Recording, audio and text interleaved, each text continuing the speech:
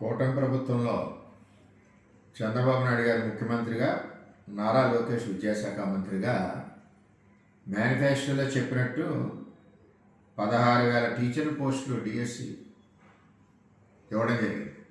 ఎందుకు ఏడవలసిన పనే వచ్చింది వైసీపీ పార్టీకి అర్థం అవ్వట్లేదు. 16,000 మంది ఒకరికి ఉద్యోగాలు ఇచ్చాం. 5 ఏళ్ళు వైసీపీ వాళ్ళు అసలు డిఎస్సి లేకుండా చేశారు.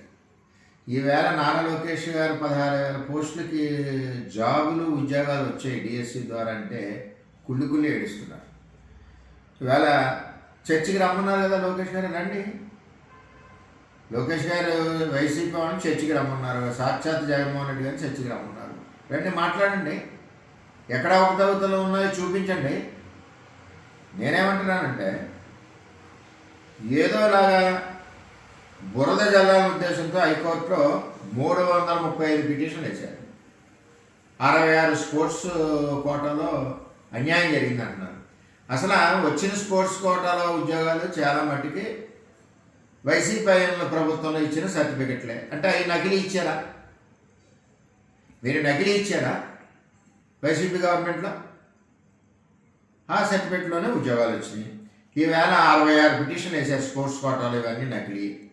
335 పిటిషన్లు వేశారు నకిలీ సర్టిఫికెట్లని.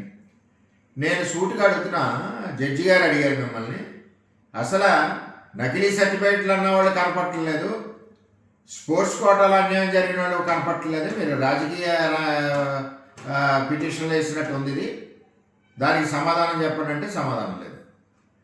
ఇవాళ నేను అడుగుతున్నాను,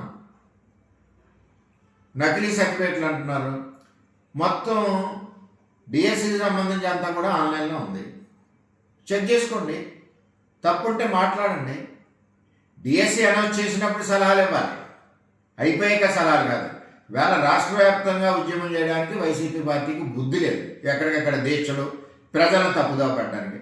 అందులో ఎవరున్నారు? డిఎస్సి ఉద్యోగులు ఎవరున్నారు? అందులో ఎవరైనా ఉన్నారా? ఒక్కడు కూడా లేదు.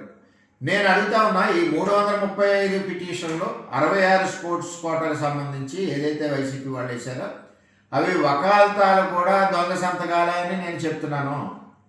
ఆ వకాల్తాలు ఏదైతే ఉన్నాయో అవి వెరిఫై చేయండి. ఏదైతే అభ్యర్థులకు లేని అభ్యర్థులు ఎవరిలో కూడా వేయింది వైసీపీ కార్యకర్తలు పిటిషన్లు వేస్తున్నారని నా ఆరోపణ. చేత ఈ ప్రభుత్వంలో, కూటమి ప్రభుత్వంలో ఉద్యోగాలు లక్షలు వస్తాయి ఉంటాయి, మీరు చూస్తూ ఏడుస్తూనే ఉండాలి. ఇది నారా లోకేష్ గారి ఆధ్వర్యంలో డిఎస్సి బ్రహ్మాండంగా జరిగింది. 16,000 మందికి ఉద్యోగాలు వచ్చినాయి. ఎందుకు ఈ గోళ ఏడుపు? ఇంకా 10 మందికి ఉద్యోగాలు కావాలని అడగండి. ఈ ప్రభుత్వం యువకులకి ఉద్యోగాలు కల్పన చేసే ప్రభుత్వం చంద్రబాబు నాయకత్వంలో. ఈ ప్రభుత్వం రాష్ట్రాన్ని పారిశ్రామికంగా ముందుకు పరిగెట్టించే ప్రభుత్వం కూటమి ప్రభుత్వం. మరి ఈరోజు ఎన్నో లక్షల కోట్ల పెట్టుబడులు నారా లోకేష్ తీసుకొస్తా ఉన్నాం. ఈ కూటమి ప్రభుత్వంలో అన్ని పార్టీలు కలిసి రాష్ట్ర అభివృద్ధికి ప్రయత్నం చేస్తూ ఉన్నాయి. అటు తెలుగుదేశం కానీ, ఇటు జనసేన కానీ, ఇటు బీజేపీ కానీ అన్ని రంగాల్లో ముందుకెళ్తా ఉంది. ఎన్నో లక్షల కోట్ల పెట్టుబడులు వచ్చాయి. విశాఖపట్నం అంతా కూడా ఎన్నో కంపెనీలు వచ్చాయి. ఇవన్నీ చూసి వరలేక మీరు ప్రభుత్వం మీద బురద జల్లాలనుకోవడం చాలా తప్పని చెప్పి నేను తెలియజేస్తున్నా. ఈ వైసీపీ ధర్నాలు కానీ, దీక్షలు కానీ ఇవన్నీ కూడా కార్యకర్తలతో చేసే పని. అంతే తప్పితే ఎక్కడ కూడా ఇందులో ఉద్యోగం రాని వాళ్ళు కానీ, ఉద్యోగాలలో మోసపోయన్న వాళ్ళు కానీ ఎవరు ఎక్కడ లేరు. మీరు చూపించండి, అడిగారు కదా, అధికారులు ప్రెస్ మీట్ పెట్టారు. మీకు ఎక్కడైతే 335 పిటిషన్లు వేసారో, దొంగ సర్టిఫికెట్లు అన్నారో అవి నిరూపించండి. అధికారులు ఏమైనా పట్టుకొచ్చి 66 స్పోర్ట్స్ కోటా తప్పు అంటున్నారు అంటే మీరు ఇచ్చిన స్పోర్ట్స్ సర్టిఫికేట్లే ఉన్నాయి అందులో. మీ గవర్నమెంట్లో, మీ గవర్నమెంట్ ఏమన్నా డబ్బులకి అమ్ముడుపోయి స్పోర్ట్స్ సర్టిఫికేట్లు ఇచ్చారా? అవి కూడా వెలికి తీసి ఎంక్వైరీ చేయాలి ప్రభుత్వం కూడా. ఆ గవర్నమెంట్ ఇచ్చిన స్పోర్ట్స్ సర్టిఫికేట్లన్నీ ఎంక్వైరీ చేయాలి. రెండవది, 335 మంది పిటిషన్లు వేశారు. ఆ పిటిషన్ వేసిన వకాల్తా సంతకాలు ఎవరై? ఏ అభ్యర్థులు సంతకాలు అవునా కాదా? కావాలని సంతకాలు పెట్టేసి పిటిషన్లు వేసారా? విలువైన కోర్టు సమయాన్ని వృధా చేస్తున్నారు. అందుకనే జడ్జి గారికి చెవాట్లు పెట్టారు. ఏది ఏమైనా మన కూటమి ప్రభుత్వం ఎప్పుడు కూడా ఎక్కడా ఇంత అవినీతి లేదు. అటు 3 పార్టీలు కలయిక, ముగ్గురు నాయకులు ఎక్కడ కూడా ఈ రాష్ట్రాన్ని ముందుకు తీసుకెళ్ళాలి, ఈ రాష్ట్ర నిర్మాణం చేయాలి, రాష్ట్రంలో ఉన్న మరి యువకులందరికీ ఉద్యోగాలు ఇవ్వాలన్న ఒక సంకల్పంతో లోకేష్ గారు కూడా రాత్రింబలలో కష్టపడి ఎక్కడికెక్కడికి వెళ్ళి కంపెనీలు తీసుకురావడం కానీ, డిఎస్ఏ ఇవ్వడం కానీ, అదేవిధంగా చదువుల్లో మార్పు తీసుకురావడం కానీ, విద్యార్థులకి మరి డ్రెస్ కోడ్ కానీ ఎన్నో రకాలుగా ఈ ప్రభుత్వం చేస్తూ ఉంది. చేసిన దాన్ని చూసి వారు లేకపోతున్నారు. మంచి సలహాలు ఇవ్వండి, తీసుకుంటారు. చర్చికి రమ్మన్నారు, దమ్ముంటే వచ్చి చర్చికి రండి.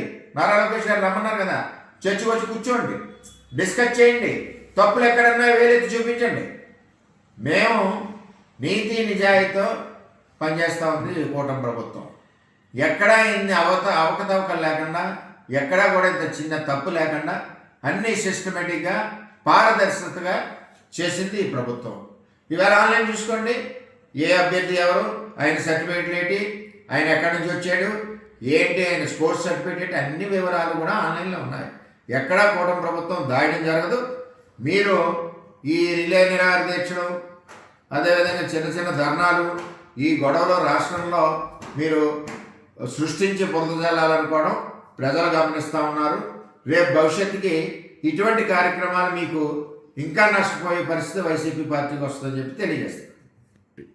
ఆఖరికి వైసీపీ పార్టీ పరిస్థితి ఎలా ఉందంటే, అమ్మ పెట్టదు అడుక్కు తిననివ్వడం. అంటే ఆ పరిపాలన 5 ఏళ్ళు కూడా ఉద్యోగాలు ఇవ్వలేదు. ఉద్యోగాలు ఇచ్చిన వాళ్ళని ఈవేళ విమర్శించి బురద జల్లుతున్నారు. ప్రజలు గమనిస్తున్నారు.